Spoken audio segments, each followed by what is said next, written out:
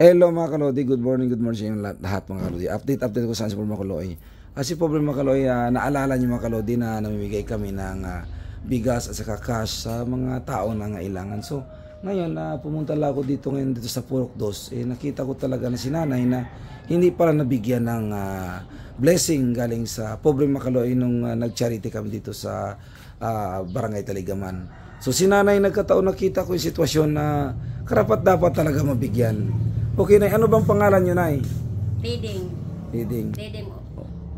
So, ngayon si Nanay Diding. Ayan, ganito, Nay. So, pagpasalamat ka, Nay.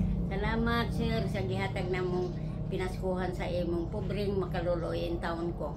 Dahil salamat, sir.